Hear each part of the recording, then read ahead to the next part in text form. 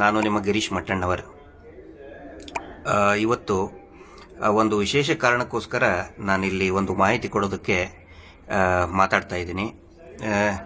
ಅನೇಕ ಜನ ಹೊಸ ಯೂಟ್ಯೂಬರ್ಸು, ಯಂಗ್ಸ್ಟರ್ಸು ಬೇರೆ ಬೇರೆ ಫೀಲ್ಡಿಂದ ಯೂಟ್ಯೂಬ್ನಲ್ಲಿ ಸೌಜನ್ಯ ಪ್ರಕರಣದ ಬಗ್ಗೆ ಮತ್ತು ಧರ್ಮಸ್ಥಳ ಗ್ರಾಮದಲ್ಲಿ ನಡೆದಂತಹ ಅನೇಕ ಅತ್ಯಾಚಾರ, ಕೊಲೆಗಳು, ಮಿಸ್ಸಿಂಗ್ ಕೇಸ್ ಬಗ್ಗೆ, ಕಗ್ಗೊಲೆಗಳ ಬಗ್ಗೆ ಮಾತಾಡ್ತಾ ಇದ್ದಾರೆ. ಅವ್ರಿಗೆ ಈ ಒಂದು ಮಾಹಿತಿ ಕೊಡಬೇಕು. ಏನು ಅಂದರೆ, ನಿನ್ನೆ ತರ್ಲೆ ಕಪಲ್ಸ್ ಅಂತ ಒಬ್ಬ ಉತ್ಸಾಹಿ ಯುವಕ, ನಮ್ಮ ಉತ್ತರ ಕರ್ನಾಟಕದ, ನಮ್ಮ ಹೆಮ್ಮೆಯ ಉತ್ತರ ಕರ್ನಾಟಕದ ತರುಣ ತರ್ಲೆ ಕಪಲ್ಸ್ ಒಂದು ಮೆಸೇಜ್ ಹಾಕಿದ್ದ ಸೋಷಿಯಲ್ ಮೀಡಿಯಾದಲ್ಲಿ. ನನಗೆ ಸುಪ್ರೀಂ ಕೋರ್ಟ್ನಿಂದ ನೋಟಿಸ್ ಬಂದಿದೆ, ನನಗೆ ಬೇಜಾರಾಗ್ತಾ ಇದೆ, ಏನು ಮಾಡಬೇಕು ಅಂತ ಗೊತ್ತಾಗ್ತಾ ಇಲ್ಲ ಅಂಥೇಳಿ. ಈಗ ನಾನು ಕೊಡ್ತಾ ಇರುವಂಥ ಮಾಹಿತಿ, ತರ್ಲೆ ಕಪಲ್ಸ್ ಅವ್ರ ಹೆಸರು ಸಾಗರ್ ಅಂತ ನಾನು ತಿಳ್ಕೊಂಡ್ಬಿಟ್ಟೆ ಫೇಸ್ಬುಕ್ಕಲ್ಲಿ ಸರ್ಚ್ ಮಾಡಿದಾಗ. ಆ ಥರ ಇನ್ನೂ ಅನೇಕ ಯುವ ಯೂಟ್ಯೂಬರ್ಸ್ ಇರ್ಬೋದು ಮತ್ತು ಪೇಜ್ ಕಂಟೆಂಟ್ ರೈಟರ್ಸ್ ಇರ್ಬೋದು, ಅವ್ರಿಗೋಸ್ಕರ ನಾನು ಈ ಮಾಹಿತಿಯನ್ನು ಕೊಡ್ತಾ ಇದ್ದೀನಿ. ಮೊದಲನೇದಾಗಿ ಈ ಸಾಗರ್ ಅವರಿಗೆ ನಾನು ಅವರ ಪೋಸ್ಟ್ ನೋಡಿದ ತಕ್ಷಣವೇ ಕಾಂಟ್ಯಾಕ್ಟ್ ಮಾಡೋದಕ್ಕೆ ಪ್ರಯತ್ನ ಪಟ್ಟೆ. ಮತ್ತು ಅವರ ಫೇಸ್ಬುಕ್ ಸರ್ಚ್ ಮಾಡಿ ಫೇಸ್ಬುಕ್ನಲ್ಲಿರೋ ಮೆಸೆಂಜರ್ಗೂ ಕೂಡ ನನ್ನ ಪರ್ಸ್ನಲ್ ನಂಬರ್ ಕೊಟ್ಟು ನನಗೆ ವಾಟ್ಸಪ್ನಲ್ಲಿ ಕಾಲ್ ಮಾಡಿ ಮತ್ತು ಆ ನೋಟಿಸನ್ನು ಕಳಿಸ್ಕೊಡಿ ಅಂತಲೂ ಕೂಡ ಒಂದು ಪರ್ಸ್ನಲ್ ನಂಬರ್ ಕೂಡ ಸಾಗರ್ ಅವ್ರಿಗೆ ಕಳಿಸ್ಕೊಟ್ಟಿದ್ದೀನಿ. ನನಗೆ ರಿಪ್ಲೈ ಬಂದಿಲ್ಲ ಅವರಿಂದ. ಮತ್ತು ನಮ್ಮ ಟೀಮ್ನವ್ರಿಗೂ ಕೂಡ ಅವ್ರಿಗೆ ಕಾಂಟ್ಯಾಕ್ಟ್ ಮಾಡೋದಕ್ಕೆ ಹೇಳಿದ್ದೀನಿ. ಅವರು ಹಾಕಿದಂಥ ಸೋಷಿಯಲ್ ಮೀಡಿಯಾ ಪೋಸ್ಟಲ್ಲಿ, ಯೂಟ್ಯೂಬ್ ಪೋಸ್ಟ್ನಲ್ಲಿನೂ ಕೂಡ ಕಮೆಂಟ್ ಬಾಕ್ಸಲ್ಲಿ ಕೂಡ ನಮ್ಮವ್ರು ಹಾಕಿದ್ದಾರೆ, ಅವ್ರ ಕಾಂಟ್ಯಾಕ್ಟ್ ನಂಬರ್ ಕೊಡಿ ಮತ್ತು ಏನು ನೋಟಿಸ್ ಬಂದಿದೆ ಅಂಥೇಳಿ. ರಿಪ್ಲೈ ಬಂದಿಲ್ಲ. ರಿಪ್ಲೈ ಬಂದ ತಕ್ಷಣವೇ ಅವ್ರಿಗೆ ನಾವು ಸ್ಪಂದಿಸ್ತೀವಿ. ಇಲ್ಲಿ ಒಂದು ಅರ್ಥ ಮಾಡ್ಕೋಬೇಕೇನು ಅಂತ ಹೇಳಿದ್ರೆ, ಆಲ್ಮೋಸ್ಟ್ ಪ್ರತಿಯೊಬ್ಬರಿಗೂ ಕೂಡ ಯಾರು ಸೌಜನ್ಯ ಪ್ರಕರಣದ ಬಗ್ಗೆ ಸತ್ಯದ ಪರವಾಗಿ ಮಾತಾಡಿದ್ದಾರೆ, ಧರ್ಮಸ್ಥಳ ಪ್ರಕರಣದಾಗ ಹಾರರ್ ಬಗ್ಗೆ, ಧರ್ಮಸ್ಥಳ ಹಾರರ್ ಬಗ್ಗೆ ಯಾರ್ಯಾರು ಮಾತಾಡಿದ್ದಾರೆ ಅವರೆಲ್ಲರಿಗೂ ಕೂಡ ನೋಟಿಸ್ ಬಂದಿದೆ. ಮೇ ಬಿ ಮೋರ್ ದ್ಯಾನ್ 400 ಯೂಟ್ಯೂಬರ್ಸ್ಗಳಿಗೆ, ಪೇಜ್ ಕಂಟೆಂಟ್ ರೈಟರ್ಸ್ಗಳಿಗೆ, ಸೋಷಿಯಲ್ ಮೀಡಿಯಾ ರೈಟರ್ಸ್ಗಳಿಗೆ ಮತ್ತು ಎಲ್ಲ ಮಾಧ್ಯಮಗಳಿಗೂ ಕೂಡ ಅವರು ಗ್ಯಾಗ್ ಆರ್ಡರ್ನ ತಂದಿದ್ದಾರೆ. ಆದರೆ ಒಂದು ನೆನಪಿಟ್ಕೋಬೇಕು, ಯಾರಿಗಾದರೂ ಇದು ನೋಟಿಸ್ ಬರ್ತದಲ್ಲ, ಫಸ್ಟ್ ಚೆಕ್ ಮಾಡಿ ಅದು ಕೋರ್ಟಿನ ನೋಟಿಸಾ ಅಥವಾ ಲಾಯರ್ ನೋಟಿಸಾ ಅಂಥೇಳಿ. ಈ ಸುಪ್ರೀಂ ಕೋರ್ಟ್ನಿಂದ ಬಂದಿದೆ ಅಂಥೇಳಿ ಈಗ ನಮ್ಮ ಹೊಸದಾಗಿ ತರ್ಲೆ ಕಪಲ್ ಸಾಗರ್ ಅವ್ರು ಹೇಳ್ತಾ ಇದ್ದಾರೆ. ನನಗಂತರೂ ಆ ಥರ ಯಾವುದೇ ಮಾಹಿತಿ ಇಲ್ಲ ಸುಪ್ರೀಂ ಕೋರ್ಟ್ನಿಂದ ತಂದಿದ್ದು. ಆನಂತರ ಇವ್ರು ಏನು ಮಾಡ್ತಾರೆ, ಈ ನಕಲಿ ದೇವಮಾನವನ ಒಂದಿಷ್ಟು ಲಾಯರ್ಗಳಿದಾರಲ್ಲ, ಅವ್ರು ಏನು ಮಾಡ್ತಾರೆ, ಅವರೇ ನೋಟಿಸ್ ಕಳಿಸಿ, ನೋಡಿ ನಿಮಗೆ ಕೋರ್ಟಿಂದ ಆದೇಶ ಬಂದ್ಬಿಟ್ಟಿದೆ ಅಂತ ಹೇಳ್ಬಿಡ್ತಾರೆ, ನಿಮಗೆ ಶಿಕ್ಷೆ ಆಗಿದೆ ಅಂತ ಹೇಳ್ಬಿಡ್ತಾರೆ. ಫೋನಲ್ಲಿ ಮಾತಾಡಿ ಫೋನ್ ನಂಬರ್ ತೆಗೆದಿರ್ತಾರೆ. ಹೆಂಗೋ ಇವರೇ ನೋಟಿಸ್ ಕಳಿಸೋದು, ಲಾಯರ್ ನೋಟಿಸಿಗೂ ನೆನಪಿರಲಿ, ಕೋರ್ಟ್ ನೋಟಿಸಿಗೂ ಬಹಳ ವ್ಯತ್ಯಾಸ ಇದೆ. ಕೋರ್ಟ್ ಸಮನ್ಸ್ ಬೇರೆ, ಲಾಯರ್ ನೋಟಿಸ್ ಬೇರೆ. ಅದಕ್ಕೆ ಫಸ್ಟ್ ಚೆಕ್ ಮಾಡಿ ನಿಮಗೆ ಏನು ಬಂದಿದೆ ಅಂತೇಳಿ. ಆನಂತರ ಇವರು ಅನೇಕ ಬಾರಿ ಸುಳ್ಳು ಮಾಹಿತಿಗಳನ್ನು ನ್ಯಾಯಾಲಯಕ್ಕೂ ಕೂಡ ಕೊಟ್ಟಿದ್ದಾರೆ. ನ್ಯಾಯಾಲಯದ ದಾರಿಯನ್ನು ತಪ್ಪಿಸಿದಂಥ ಅನೇಕ ಉದಾಹರಣೆಗಳಿದೆ. ಅದಕ್ಕೆ ಪ್ರತಿಯಾಗಿ ನಮ್ಮ ಹೆಮ್ಮೆಯ ಯೂಟ್ಯೂಬರ್ ಅಕ್ಷರ ಮೀಡಿಯಾದ ರಾಜು ಮೌರ್ಯ ಅವರು ಸರಿಯಾಗಿ ಪ್ರತಿಕ್ರಿಯೆ ಕೊಟ್ಟು, ಆ ನಕಲಿ ದೇವಮಾನವನ ಅಡ್ವೊಕೇಟ್ ಒಬ್ಬರಿಗೆ ರಾತ್ರೋರಾತ್ರಿ ಮೆಸೇಜ್ ಕಳಿಸ್ತಾ ಇದ್ರು, ಇಮೇಲ್ ಮಾಡ್ತಾ ಇದ್ರು, ನಿಮಗೆ ಹಂಗಾಗತ್ತೆ ಹಿಂಗಾಗತ್ತೆ ಅಂತೇಳಿ. ಆ ನಕಲಿ ದೇವಮಾನವನ ಅಡ್ವೊಕೇಟ್ ವಿರುದ್ಧನೇ ಮಾನ್ಯ ಹೈಕೋರ್ಟ್ನ ಬೆಂಚ್ಗೆ ದೂರನ್ನು ದಾಖಲಿಸಿದ್ದಾರೆ. ಅವರ ವಿರುದ್ಧನೂ ಕೂಡ ಮಾನಹಾನಿ ಪ್ರಕರಣವನ್ನು ದಾಖಲು ಮಾಡಿದ್ದಾರೆ. ಬರೀ ಅವ್ರಿಗೆ ಇಷ್ಟೇ ಮಾಡಕ್ಕೆ ಬರೋದಿಲ್ಲ ಮಾನಹಾನಿ, ನಮ್ಮ ಹೋರಾಟಗಾರ ಮಿತ್ರರು ಕೂಡ ಮಾಡ್ತಾ ಇದ್ದಾರೆ. ಹೀಗಾಗಿ ನಮ್ಮ ತರ್ಲೆ ಕಪಲ್ ಸಾಗರ್ ಅಂತವರು ಮತ್ತು ಇನ್ನೂ ಅನೇಕ ನ್ಯೂ ಕಮರ್ಸ್, ಯಂಗ್ಸ್ಟರ್ಸ್ ಏನಿದೆ, ಭಯ ಪಡುವಂಥ ಅವಶ್ಯಕತೆ ಇಲ್ಲ, ಬೇಜಾರಾಗುವಂಥ ಅವಶ್ಯಕತೆ ಇಲ್ಲ. ಏನೋ ನೋಟಿಸ್ ಬಂದ್ಬಿಡ್ತಪ್ಪ, ಏನೋ ಆಗಿಬಿಡ್ತದೆ, ಏನೂ ಆಗಲ್ಲ. ಯಾಕಂತ ಹೇಳಿದ್ರೆ, ನೀವು ಎಲ್ಲರೂ ಮಾತಾಡ್ತಾ ಇರೋದು ಸತ್ಯದ ಪರವಾಗಿ, ಬೇಸ್ಡ್ ಆನ್ ಫ್ಯಾಕ್ಟ್ಸ್ ಮಾತಾಡ್ತಾ ಇದ್ದೀವಿ. ಕಪೋಲ ಕಲ್ಪಿತ ಮಿಸ್ಟರಿ ಬಗ್ಗೆ ಅಥವಾ ಮಿಥಿಕಲ್ ಸ್ಟೋರಿ ಬಗ್ಗೆ ಯಾರು ಮಾತಾಡ್ತಾ ಇಲ್ಲ. ಹೀಗಾಗಿ ಯಾರು ಕೂಡ ಒಂದು ನೋಟಿಸ್ ಬಂದ ತಕ್ಷಣ ಭಯ ಪಡಬೇಡಿ. ಆ ಥರ ಈಗೇನು ನೀವು ಹೇಳಿದಿರಿ, ನಮಗೆ ಒಂದು ಕಾಂಟ್ಯಾಕ್ಟ್ ಎಸ್ಟಾಬ್ಲಿಷ್ ಆದಮೇಲೆ ಅದು ನೋಟಿಸನ್ನು ಕಳಿಸ್ಕೊಡಿ. ನಮ್ಮಲ್ಲಿನೂ ಕೂಡ ಒಂದು ಟೀಮ್ ವರ್ಕ್ ಮಾಡ್ತಾ ಇದೆ, ಕಾನೂನು ರೀತಿ ಇದನ್ನು ಫೈಟ್ ಮಾಡೋದಕ್ಕೆ ಕೆಲಸ ಮಾಡ್ತಾ ಇದೆ. ಒಂದು ಲೀಗಲ್ ಟೀಮ್, ಪಾಲನ್ ಸರ್ ಅಂತ ಇದ್ದಾರೆ, ಇನ್ನೂ ಅನೇಕ ಲೀಗಲ್ ಟೀಮ್ನಲ್ಲಿ ಅನೇಕ ಅಡ್ವೊಕೇಟ್ಗಳು, ಯಂಗ್ ಅಡ್ವೊಕೇಟ್ಗಳು ನಮ್ಮ ಪರವಾಗಿ ವಾದವನ್ನು ಮಂಡಿಸೋದಕ್ಕೆ, ವಕಾಲತ್ ತಗೊಳ್ಳೋದಕ್ಕೆ ಮುಂದೆ ಬಂದಿದ್ದಾರೆ. ದಯವಿಟ್ಟು ಅದನ್ನು ಕಳಿಸ್ಕೊಡಿ. ಇನ್ನೊಂದು ನಾವು ಅರ್ಥ ಮಾಡ್ಕೋಬೇಕು, ಏನಂತ ಹೇಳಿದ್ರೆ,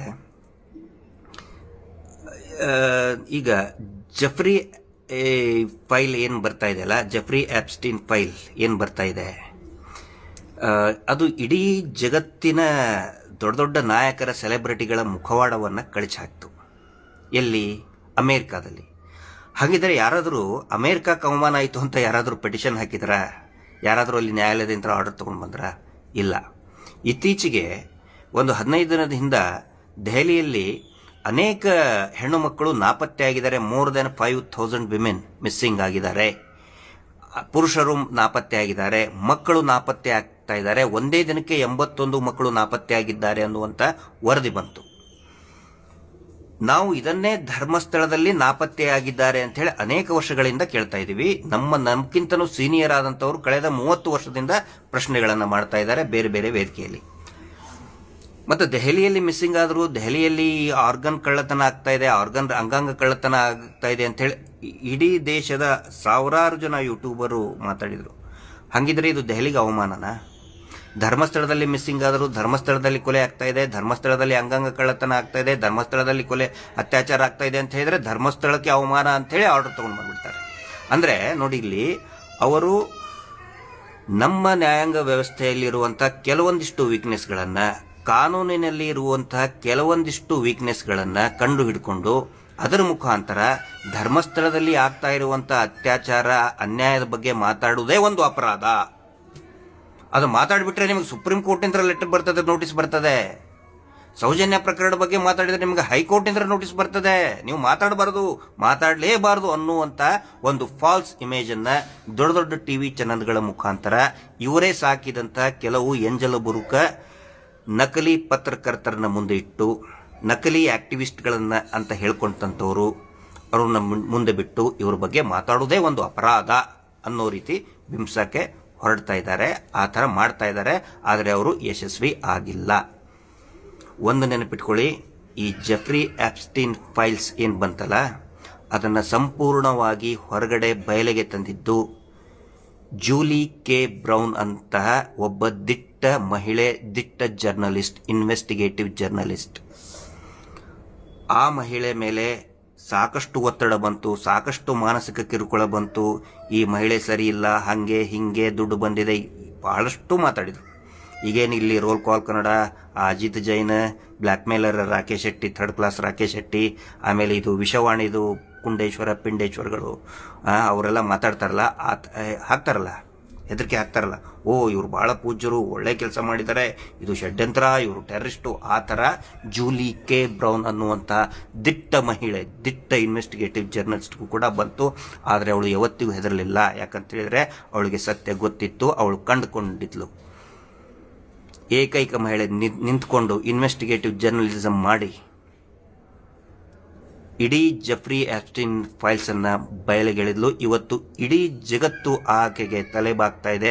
ಅವಳಿಗೆ ಸಲ್ಯೂಟ್, ಬಿಗ್ ಸಲ್ಯೂಟ್ ಹೇಳ್ತಾ ಇದೆ. ಯಾಕಂತ ಹೇಳಿದ್ರೆ ಅವಳ ಒಂದು ಸಂಕಲ್ಪ. ಇಲ್ಲಿರುವಂತಹ ಎಲ್ಲ ಯೂಟ್ಯೂಬರ್ಗಳಿಗೆ, ಯಾರು ಸತ್ಯವನ್ನ ಮಾತಾಡೋಕೆ ಬರ್ತಾ ಇದ್ದಾರೆ, ಸೋಷಿಯಲ್ ಮೀಡಿಯಾದಲ್ಲಿ ಬರಿತಾ ಇರೋಂಥವ್ರಿಗೆ ಎಲ್ರಿಗೂ ಈ ಮಾತನ್ನ ಹೇಳಕ್ಕೆ ಇಚ್ಛಪಡ್ತಾ ಇದ್ದೀನಿ. ನಾವು ಸತ್ಯವನ್ನು ಮಾತಾಡಿದರೆ, ಧೈರ್ಯವಾಗಿ ಮಾತಾಡಿದರೆ ಒಂದು ದಿನ ಅದಕ್ಕೆ ಬೆಲೆ ಇದ್ದೇ ಇರ್ತದೆ. ಅದಕ್ಕೆ ನಾನು ಎಲ್ರಿಗೂ ವಿನಂತಿ ಮಾಡ್ತಾ ಇದ್ದೀನಿ, ಧೈರ್ಯವಾಗಿ ಮಾತಾಡಿ, ಆತ್ಮಗೌರವದಿಂದ ಮಾತಾಡಿ. ನಾವೇನಿಲ್ಲ ಅಪರಾಧ ಮಾಡ್ತಾ ಇಲ್ಲ. ಇಷ್ಟು ಹೋರಾಟ ನಡೀತಾ ಇದೆ, ಇಷ್ಟು ಮಾತಾಡ್ತಾ ಇದ್ದೀವಿ ಅಂತ ಹೇಳಿ ಇವತ್ತು ಆ ಧರ್ಮಸ್ಥಳ ಗ್ರಾಮದಲ್ಲಿ ಎಷ್ಟೋ ಅಮಾಯಕರ ಜೀವ ಉಳಿದಿದೆ. ಅದು ಜಫ್ರಿ ಆಪ್ಸ್ಟೀನ್ ಅಮೇರಿಕಾದ್ದು, ಇವರು ಇಂಡಿಯನ್ ಜಫ್ರಿ ಆಪ್ಸ್ಟೀನ್. ಇವರು ಭಾರತದ ಜಫ್ರಿ ಆಪ್ಸ್ಟೀನ್ ಅಂತ ಹೇಳಿದ್ರೆ ಈ ಧರ್ಮಸ್ಥಳದ ದಣಿಗಳು. ಅನೇಕ ಹುಡುಗಿಯರನ್ನು ಕೊಂದಿದ್ದಾರೆ ರೀ. ಚಿಕ್ಕ ಚಿಕ್ಕ 10 ವರ್ಷದ ಹುಡುಗಿ, 14 ವರ್ಷದ ಮಗು, 16 ವರ್ಷದ ಮಗು, ಹೆಣ್ಣು ಮಗು, ಅವ್ರನ್ನ ಕೊಂದು ಬಾಯಲ್ಲಿ ವಿಷ ಸುರಿದಿದ್ದಾರೆ, ಮುಖದ ಮೇಲೆ ಆಸಿಡ್ ಹಾಕಿದ್ದಾರೆ. ಇದು ಅಸಹಜ ಸಾವು ಅಂತ ತೋರಿಸೋದಕ್ಕೆ. ಹೀಗಾಗಿ ಹೆದರುವಂಥ ಅವಶ್ಯಕತೆ ಇಲ್ಲ. ಸೌಜನ್ಯ ಹೋರಾಟ ಇಡೀ ರಾಜ್ಯದಲ್ಲಿ ಈ ರೀತಿಯಾದಂಥ ಶೋಷಣೆ ನಿಲ್ಲಬೇಕು ಅಂತೇಳಿ ಆ ಹೋರಾಟ ಇದು. ಹಾಗಾಗಿ ಯಾರು ಕೂಡ ಇವರು ನೋಟಿಸ್ ಕಳಿಸ್ತಾರೆ, ಅದನ್ನು ಮಾಡ್ತಾರೆ, ಹೆದರುವಂಥ ಅವಶ್ಯಕತೆನೇ ಇಲ್ಲ. ಅದಕ್ಕೆ ನಾವು ಕಾನೂನು ರೀತಿಯಲ್ಲೇ ಉತ್ತರ ಕೊಟ್ಟಿದ್ದೇವೆ, ಈಗಲೂ ಕೊಡ್ತೇವೆ, ಮುಂದೂ ಕೊಡ್ತೇವೆ. ಹೀಗಾಗಿ ಯಾರಿಗಾದರೂ ಆ ಥರ ಡೌಟ್ ಇದ್ದರೆ ನಮ್ಮನ್ನು ಸಂಪರ್ಕ ಮಾಡಿ. ಅವರವರ ಸೋಷಿಯಲ್ ಮೀಡಿಯಾ ಅಕೌಂಟಿಗೂ ಕೂಡ ನಾವು ಮೆಸೇಜನ್ನು ಹಾಕ್ತಾ ಇರ್ತೇವೆ. ಈಗ ಆಲ್ರೆಡಿ ನಾನು ಸಾಗರ್ ಅವ್ರಿಗೆ ಹಾಕಿದ್ದೀನಿ. ಅವ್ರು ನಮಗೆ ಸಂಪರ್ಕ ಮಾಡಿದರೆ ಖಂಡಿತ ನಾವು ಸ್ಪಂದಿಸ್ತೀವಿ. ಯಾವುದಕ್ಕೂ ಹೆದರುವಂಥ ಅವಶ್ಯಕತೆ ಇಲ್ಲ. ಧೈರ್ಯವಾಗಿ ನಾವೆಲ್ಲರೂ ಕೂಡ ಒಟ್ಟಾಗಿ ಈ ಹೋರಾಟವನ್ನು, ಜನಸಾಮಾನ್ಯರ ಹೋರಾಟವನ್ನು ಮುನ್ನಡೆಸೋಣ. ಯಾಕಂತ ಹೇಳಿದ್ರೆ ನೋಡಿ, ಜೆಫ್ರಿ ಆಸ್ಟಿನ್ನಲ್ಲಿ ನೀವು ಅನ್ಕೋಬಹುದು ಎಲ್ಲರೂ ಸೇರಿ ಅವನ್ನ ರಕ್ಷಣೆ ಮಾಡಿದ್ರು, ಎಲ್ಲ ಲೀಡರ್ಗಳು ಆ ಜೆಫ್ರಿಯನ್ನ ರಕ್ಷಣೆ ಮಾಡಿದ್ರು ಅಂತ ಅನ್ಕೋಬಹುದು. ಅವ್ರು ಯಾರು ಕೂಡ ಜೆಫ್ರಿನ ಆ ಕಾಮುಕನ, ಚಿಕ್ಕ ಚಿಕ್ಕ ಬಾಲಕಿಯರನ್ನ ಲೈಂಗಿಕ ಶೋಷಣೆ ಮಾಡಿದಂಥ ಅವನನ್ನ ರಕ್ಷಣೆ ಮಾಡೋದಕ್ಕೆ ಯಾರು ಅವನಿಗೆ ಸಹಾಯ ಮಾಡಲಿಲ್ಲ. ಅವರು ಅವರ ಸ್ವಂತ ರಕ್ಷಣೆಗೋಸ್ಕರ ಧರ್ಮಸ್ಥಳ ಫೈಲ್ಸ್ನಲ್ಲಿನೂ ಕೂಡ ಅದೇ ಆಗ್ತಾ ಇರೋದು. ದೊಡ್ಡ ದೊಡ್ಡ ರಾಜಕಾರಣಿಗಳು, ದೊಡ್ಡ ಸೆಲೆಬ್ರಿಟಿಗಳು ಯಾಕೆ ನಮ್ಮ ವಿರುದ್ಧ ಇದ್ದಾರೆ, ದೊಡ್ಡ ಸೆಲೆಬ್ರಿಟಿಗಳು ಯಾಕೆ ಮಾತಾಡ್ತಾ ಇಲ್ಲ ಅಂತ ಹೇಳಿದ್ರೆ ಅವರು ಅವರ ರಕ್ಷಣೆಯನ್ನ ಮಾಡ್ಕೋಬೇಕು. ಯಾಕಂತ ಹೇಳಿದ್ರೆ ಅವರೆಲ್ಲರೂ ಕೂಡ ಈ ಹತ್ಯಾಕಾಂಡದಲ್ಲಿ ಒಂದಿಲ್ಲ ರೀತಿಯಲ್ಲಿ ಡೈರೆಕ್ಟ್ಲಿ ಆರ್ ಇಂಡೈರೆಕ್ಟ್ಲಿ ಇನ್ವಾಲ್ವ್ ಇದ್ದಾರೆ. ಹೀಗಾಗಿ ಇದು ಜನಸಾಮಾನ್ಯರ ಹೋರಾಟ. ಅದಕ್ಕಾಗಿ ಯಾರು ಕೂಡ ಹಿಂಜರಿಕೆ ಹೋಗಬೇಡಿ, ಆತ್ಮಗೌರವದಿಂದ ಧೈರ್ಯವಾಗಿ ಮಾತಾಡಿ. ಒಂದು ಬೆಸ್ಟ್ ಎಕ್ಸಾಂಪಲ್ ಹೇಳಬೇಕು ಅಂತ ಹೇಳಿದ್ರೆ ಅಹೋರಾತ್ರ ಸರ್ ಅವರಿಗೆ ಅವಕಾಶ ಇತ್ತು. ಬಹುಶಃ ಇದು ಎಷ್ಟೋ ಜನಕ್ಕೆ ಗೊತ್ತಿಲ್ಲ. ಸೌಜನ್ಯಳಿಗೋಸ್ಕರ ಜೈಲಿಗೆ ಹೋಗಿ ಬಂದಂತಹ ವಾಲಂಟಿಯರ್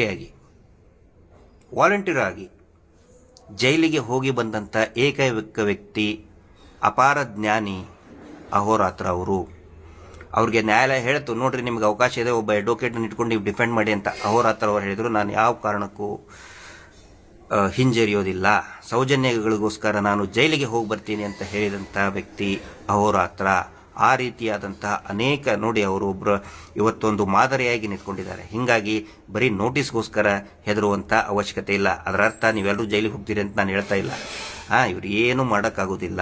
ಭಾಳ ಅಂದರೆ ಒಂದು ನೋಟಿಸ್ ಕಳಿಸ್ತಾರೆ, ಕೋರ್ಟಲ್ಲಿ ಇದನ್ನು ನಡೀತದೆ. ಆದರೆ ನಾವೆಲ್ಲರೂ ಮಾತಾಡ್ತಕ್ಕಂಥ ಮಾತಿಗೆ ಒಂದು ಅತಿ ದೊಡ್ಡದಾದಂಥ ಬೆಲೆ ಇದೆ. ಅದನ್ನು ಎಲ್ಲರೂ ಕೂಡ ಅರ್ಥ ಮಾಡ್ಕೊಳ್ಳಿ. Justice for Soujanya. ನಮಸ್ತೆ.